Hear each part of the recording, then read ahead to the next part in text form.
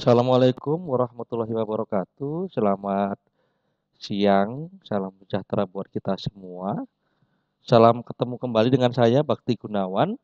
Kali ini kita akan bersama-sama berdiskusi dan mencoba melakukan simulasi terkait dengan penggunaan fitur kontur untuk pengerjaan kantong atau bagian dari suatu benda kerja yang berbentuk pocket. Nah, rekan-rekan sekalian, pada gambar yang tampil di layar, barangkali ini sudah pernah tayang dalam video-video sebelumnya.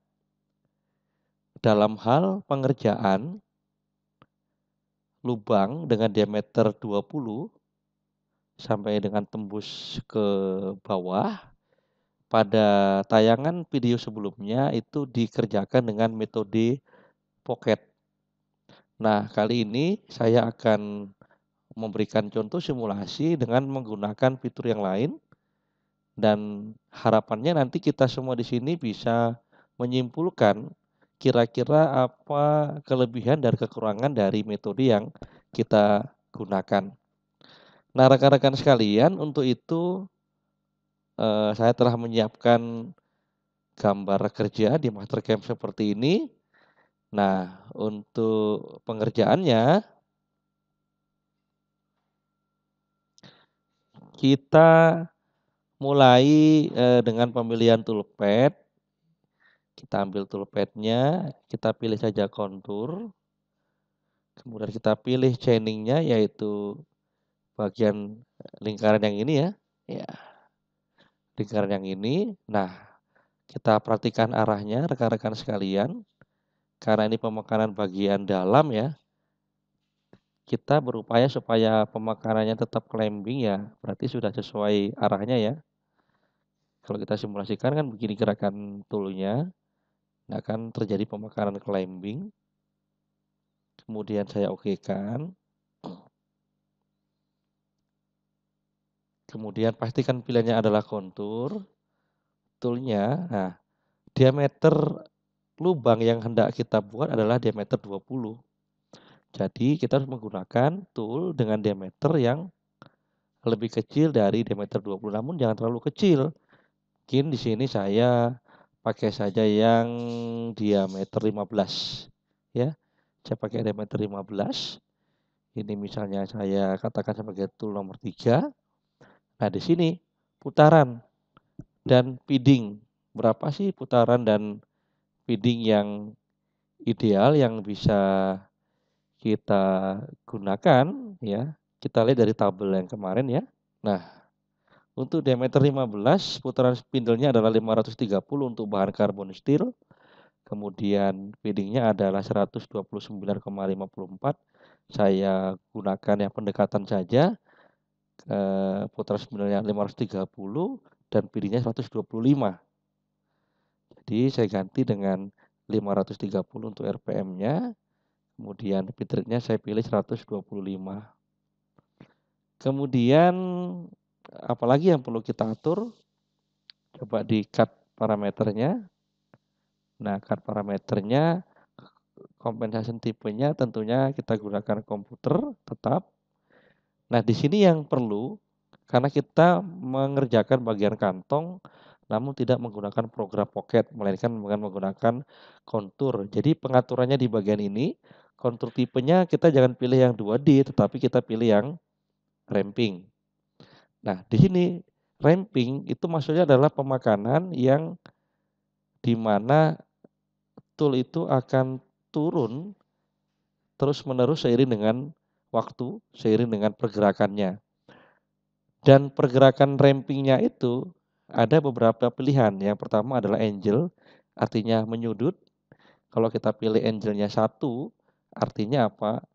Pergerakan tool seiring dengan mengikuti toolpad-nya itu akan membentuk sudut turun terus-menerus sebesar 1 derajat.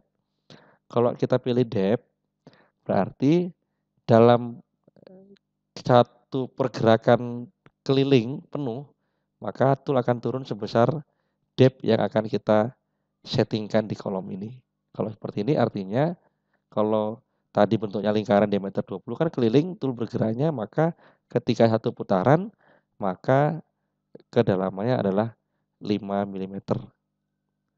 Nah, kalau plung itu berarti langsung bergerak ke arah bawah ya. Saya di sini pilih yang angel saja. Jadi nanti kalau kita lihat pergerakannya seperti gerakan spiral ya, berputar sambil terus-menerus jetnya turun ke bawah dengan sudut 1 derajat. Kemudian saya pilih di sini depth cut-nya, maka pengaturan depth cut akan otomatis tidak aktif ya, karena kita sudah memilih parameter pemotongannya adalah ramping. Lead in lead out-nya ini juga saya pikir tidak perlu kita aktifkan. Multipass-nya mati semua, ini nggak akan nah multipass bisa berfungsi. Ini kita harus hitung. Tool yang kita gunakan kan diameter 15. Ketika tool berputar satu putaran penuh, maka diameter 20 itu otomatis akan terselesaikan. Beda halnya kalau diameternya mungkin di atas 30 mm, maka kita harus menggunakan atau mengaktifkan centangan multipass ini supaya kantongan tersebut terselesaikan. Nah, ini karena kebetulan toolnya diameter 15 dan diameter kantongnya itu 20, maka tidak perlu kita aktifkan multipassnya. Kemudian linking parameternya seperti yang terdahulu kita atur kembali ya. Mungkin yang perlu kita tambahkan di depth-nya kita buat minus 45,5. Karena target tembus bawah itu 45 mili, kita lebihkan 0,5 supaya ketika proses passing dari sisi sebelahnya, maka kantongannya itu akan menjadi sebuah lubang tembus. Kemudian column jangan lupa diaktifkan. Kita klik OK jika sudah.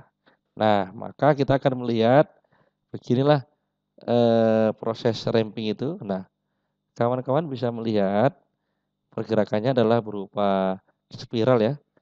Ini spiral.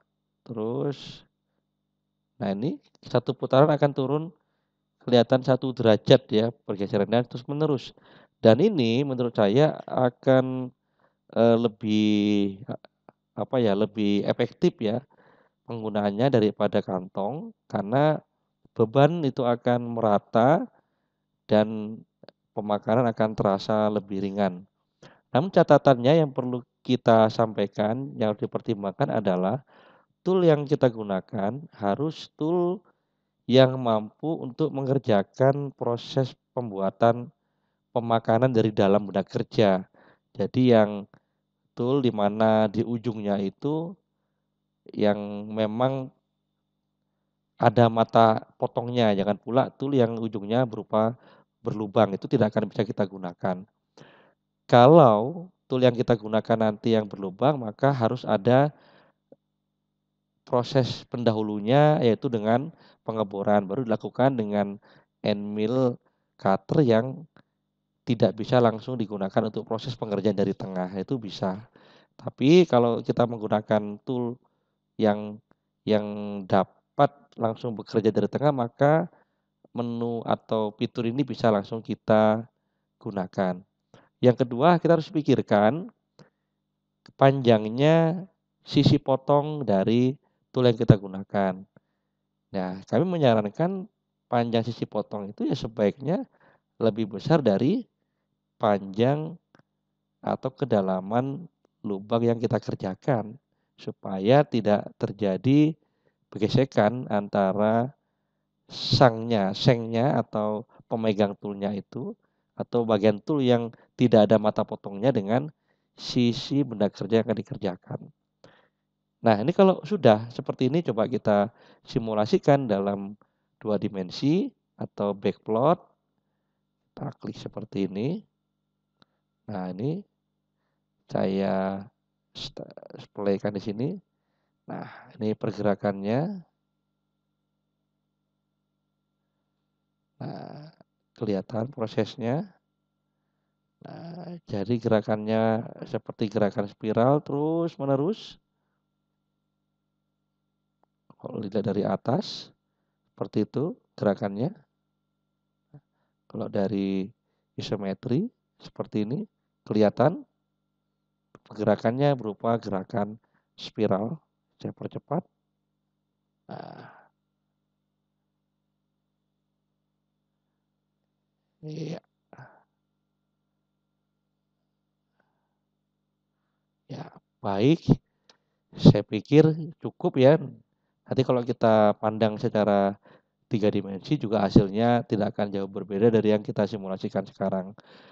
Terima kasih buat rekan-rekan yang telah menonton video ini.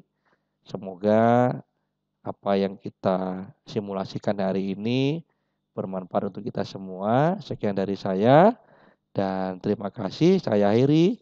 Assalamualaikum warahmatullahi wabarakatuh.